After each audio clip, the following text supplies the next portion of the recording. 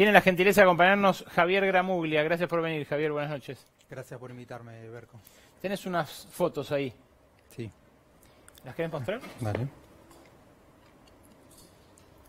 Ahí están a pleno también. Y ahí está. Eso es un libro que vos vas a publicar próximamente, ¿no? Sí. Se titula Clara Mabel. Está en imprenta ahora, va a salir finales del mes que viene. Y es un libro sobre la historia de mi mamá. ¿Ella era Clara Mabel? Sí. Contala.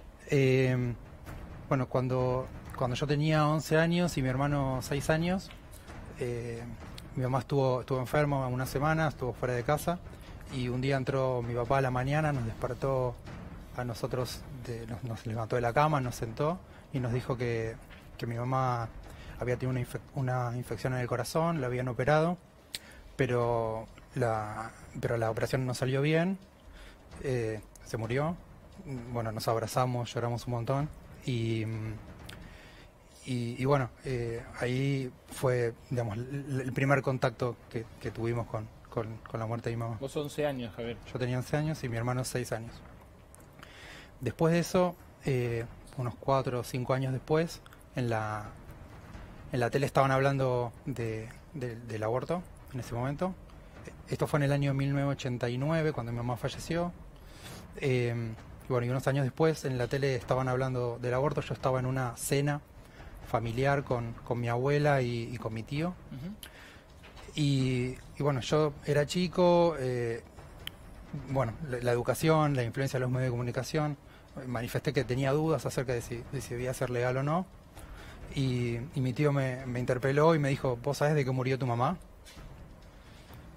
Y yo le dije, sí, de una infección en el corazón. Y entonces me dijo, mira, me parece que vos tenés que hablar con tu papá. Y esa noche volví a mi casa, mi papá me estaba esperando, lo llamó a mi hermano, casi como una repetición de la primera vez que nos sentó en la cama, pero unos años después. Y nos contó que en realidad esa infección había sido producida por un aborto clandestino. Es muy fuerte que lo cuentes así, Javier. Y la verdad que no suele verse esta óptica, ¿eh? La óptica de un hijo que pierde a su mamá.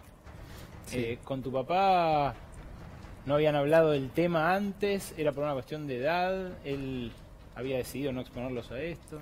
Sí, él nos dijo que le parecía que éramos muy chicos para contarnos en ese momento. Y bueno, nos enteramos unos años más tarde. Pero también hay un tabú social para hablar de estos temas. A mí me costó, a pesar de que lo supe, me costó hablar de eso. De hecho, no hablaba con nadie. Y pude empezar a hablar recién cuando en el 2015 empieza el movimiento Ni Una Menos y en el 2018 se trata la ley por primera vez en el Congreso. Yo ahí recién es cuando puedo empezar a hablar de esto y siento la necesidad de hablar de esto. ¿Qué tenés para decirle a los que te están mirando del otro lado, que por ahí algunos son algún Javier del pasado?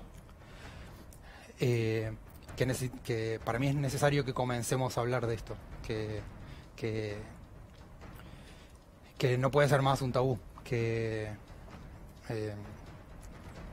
es necesario ponerlo en palabras y que eso ayuda a sanar también. Javier, este testimonio, la verdad que debe estar conmoviendo un montón de gente del otro lado, y me hace pensar también en la importancia de la educación. Vos decías, por influencia de los medios, por la educación, esas dudas que tenías vos, ¿en qué se alimentaban? Sí, yo fui a un colegio igualmente público, ¿no? En el colegio primario. Pero evidentemente mi opinión estaba formada por la influencia de la educación que recibí, por los comentarios de los medios de comunicación y por la familia.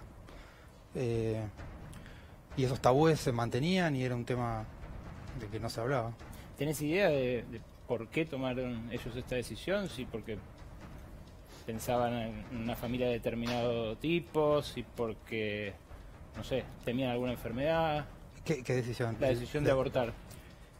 No, mi mamá le dijo a mi papá que estaba embarazada, que había decidido que no quería ser madre nuevamente, que ya tenía 2 hijos y que no tenía deseo de tener otro hijo.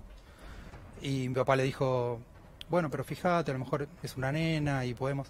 Y ella le dijo, mirá, es mi cuerpo, yo tomé la decisión de que no quiero. Y mi papá le dijo, bueno, está bien, te voy a acompañar. Y bueno, fue simplemente que no deseaba tener más hijos. Se trata de eso, ¿no? Quizás del deseo, Lu.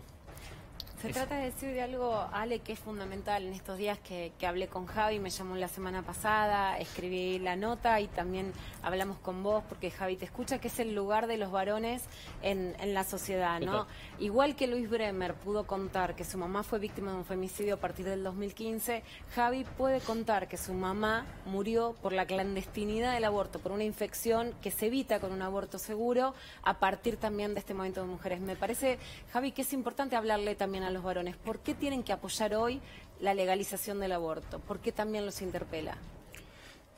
Yo desde mi historia personal lo viví después de enterarme como una necesidad, digamos, de pelear por esto. No hablaba, pero sí peleaba por la legalización. Porque bueno, así como yo perdí a mi mamá, tengo una hermana, tengo amigas que Sí. recientemente, o sea, en los últimos años, se practicaron abortos. Y bueno, por ejemplo, en el caso de una amiga que decidió hacer un aborto hace unos años atrás, yo cuando ella entró me comentó de su decisión, tuve mucho miedo, porque tenía miedo de que se repitiera la historia que me había pasado con mi mamá. No le conté nada en ese momento y bueno, le conté después cuando afortunadamente salió todo bien. Javier, es muy valioso tu testimonio. De verdad, muchas gracias por venir esta noche a Brotes Verdes. Muchas gracias.